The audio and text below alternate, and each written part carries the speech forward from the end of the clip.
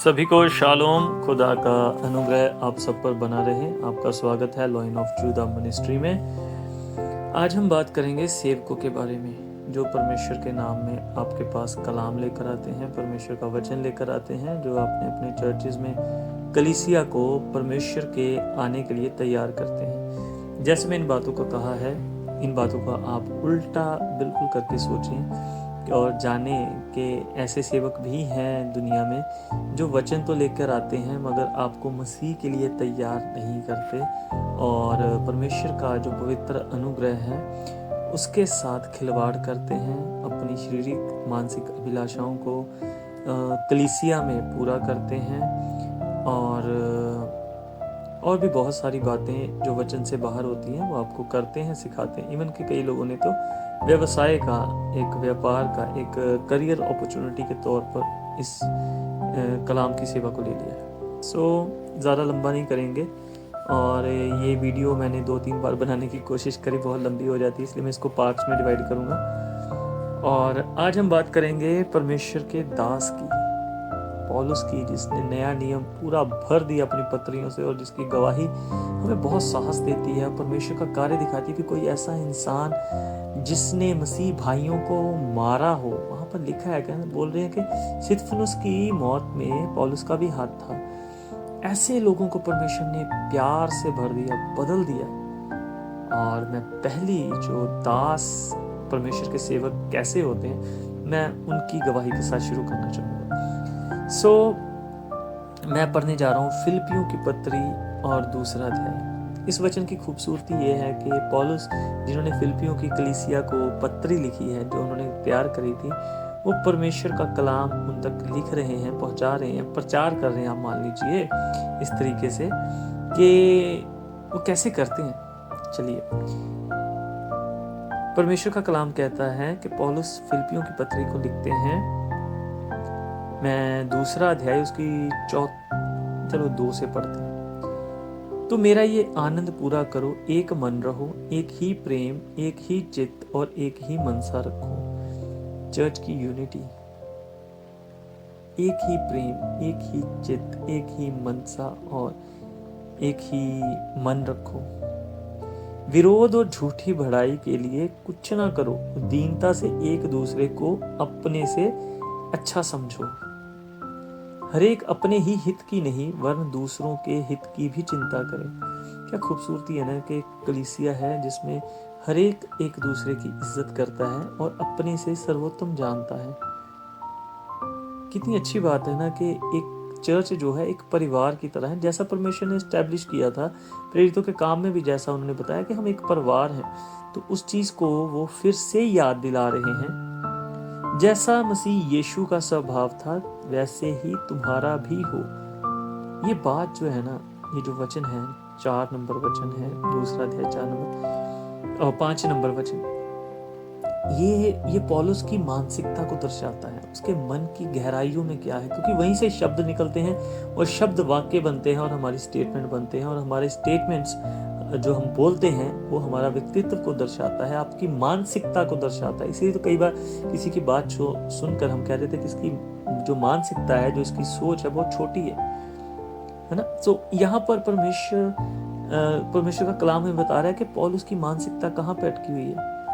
वो कलीसिया को खुद के जैसा बनाना नहीं चाहता। वो नहीं चाहता कि कलीसिया उसको सराहे, उसकी बड़ाई करे या उसकी प्रशंसा करे या उसके पीछे चले। नहीं, उसने अपना जीवन परमेश्वर को समर्पित किया है, तो वो चाहता है कि उसकी कलीसिया का हर जन परमेश्वर के स्वभाव में हो, परमेश्वर के जैसा हो। कितना खूबसूरत लिखा है ना कि जैसा मसीह यीशु का स्वभाव था वैसा ही तुम्हारा भी हो। वो अपनी कलीसिया को प्रेरित कर रहे हैं कि प्रभु यीशु मसीह जैसे बनो। यहाँ पर मैं एक छोटी सी गवाही देता हूँ कि जब प्रभु के दास ने मुझे बचाया था और मेरा उद्धार हुआ और मैंने उनसे सीखना शुरू किया, उन्होंने मुझे वचन सिखाया, प्रार्थना करनी सिखाई, सब चीज़ें शुरू से शुरू हुई और उन्होंने मुझे बहुत सारी चीज़ें सिखाई। तो परमेश्वर के अनुग्रह से उनके ऊपर बहुत सारे परमेश्वर के होली गिफ्ट्स हैं उनके पास। तो बहुत सारे अचंभे काम भी देखे, बहुत सारे आश्चर्य कर्म देखे और मैं बहुत इम्प्रेस हुआ। एक मानसिकता अपनी बता रहा हूँ, मैं बहुत इम्प्रेस हुआ और मैं ले दे के डायरेक्ट और इनडायरेक्ट में उनके साथ जुड़ गया। जुड़ा मैं आज भी हूँ, मगर तब की मानसिकता मैं प्रभु यीशु मसीह को या परमेश्वर को या मैं अपनी स्पिरिचुअल लाइफ को, अपनी मसीह की लाइफ को मैं उनके अंदर से देखने लग गया और मैं उन तक आश्रित हो गया। जैसे मैंने बताया कि उनके पास परमेश्वर का बहुत अनुग्रह था, तो उन्होंने इस चीज़ को महसूस किया और उन्होंने मुझे बिठाया और कहा कि रवि, मुझसे नहीं जुड़ना है, परमेश्वर के वचन से जुड़ना है। मैं जरिया हूँ, कल को आपने भी जरिया बनना है, तो परमेश्वर के वचन से जुड़िए। फिर उन्होंने इतनी खूबसूरत बात कही जो मेरे दिल को छू गई। उन्होंने कहा कि कल को अगर मैं गिर गया, क्योंकि परमेश्वर कलाम कहता है कि हर एक पापी है, बहुत सारे लोग गिरे। यहूदा इस्करियोती से जब पीछे को चलना शुरू करोगे तो बहुत सारे लोग गिरे, दाऊद तक गिरा, शाऊल गिरा, बहुत सारे लोगों से बहुत सारी गलतियां। हम इंसान हैं, हमसे हो सकती है। उन्होंने कहा इस चीज को, बोला अगर सोच भी कल को मैं गिरा तू भी वहीं गिरेगा, क्योंकि तू मेरा पीछा कर रहा है, मसीह का पीछा नहीं कर रहा, वचन का पीछा नहीं कर रहा। हर एक इंसान में कमी है, कोई भी इंसान सर्व सिद्ध नहीं है सिवाय हमारे प्रभु यीशु मसीह के, जो खुद इंसान बनकर आए। तो उन्होंने मुझे कहा कि प्रभु यीशु मसीह का पीछा कर, मेरा पीछा मत कर। अगर तू वचन में जुड़ा रहेगा तो कल को अगर मैं गिरूंगा भी इन फ्यूचर, अगर गिरता हूं तो तू मुझे संभाल लेगा। तू कहेगा पास साहब आप कहाँ जा रहे हो, वचन में ये लिखा, आप इधर आ जाओ। तो बोला तू मुझे बचा लेगा। अगर तू कल को वचन में इधर उधर होगा तो मैं फिर तुझे वचन दिखाकर वापस बुला लूंगा। तो हमें वचन में जुड़ना है। वही पौलुस कह रहा है कि जैसा मसीह यीशु का स्वभाव है ना, वैसा तुम्हारा हो।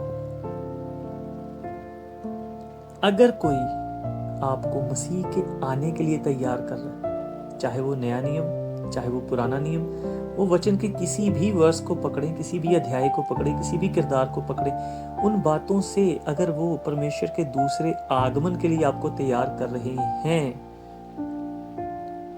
आपको मसीह के स्वभाव में तैयार कर रहे हैं, ईश्वरीय स्वभाव में तैयार कर रहे हैं, वो पवित्र है और तुम्हें भी पवित्र होने के लिए बुलाया है, अगर उस चीज के लिए आपको तैयार कर रहे हैं, तो आप समझिए कि परमेश्वर का सच्चा दास आपके पास पहुंच चुका है और आप बिल्कुल सही रास्ते पर हैं।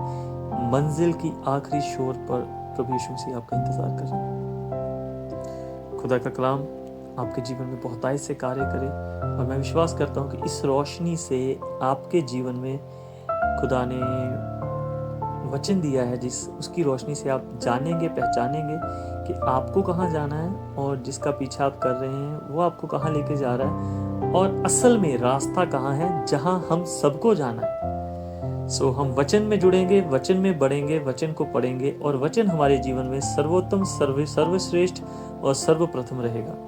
वचन को पढ़ते रहें, वचन में बढ़ते रहें। ये पहला पार्ट है। हम सेवकों और दासों के बारे में वचन से और जानेंगे और पहचानेंगे, ताकि हम हमारे जीवन में मसीह जीवन को लेकर क्लैरिटी आ सके, एक क्लैरिटी आ सके, ताकि हम किसी भी दुविधा में, किसी भी कंफ्यूजन में ना हो। सो इसके और भी पार्ट रहेंगे। सो हम अगले पार्ट्स में इसको देखेंगे। और मैं हमेशा कहता हूँ, जो मैंने खुदा में सीखा, मेरी बातें आपके किसी काम की नहीं, परमेश्वर का कलाम है जो आपको सिखाता और बढ़ाता और परमेश्वर में आत्मिक और पवित्रता की और परमेश्वर के करीब लेके जाता है। किसी को हमारी बातें नहीं चाहिए ना, क्योंकि हर एक इंसान अपने आप में समझदार है, मगर परमेश्वर का कलाम हर एक को चाहिए और हर एक तक पहुंचना चाहिए। सो वचन आपसे बातें करता है और इसको पढ़ें, इसको जांचें। आप फिलिपियों की पत्री 2 अध्याय उसकी 1 से लेकर 11 तक पढ़ें।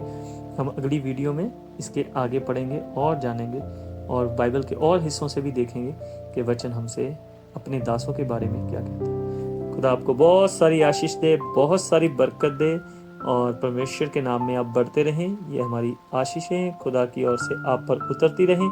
ये हमारी दुआ है प्रभु यीशु मसीह में। सभी को शालोम।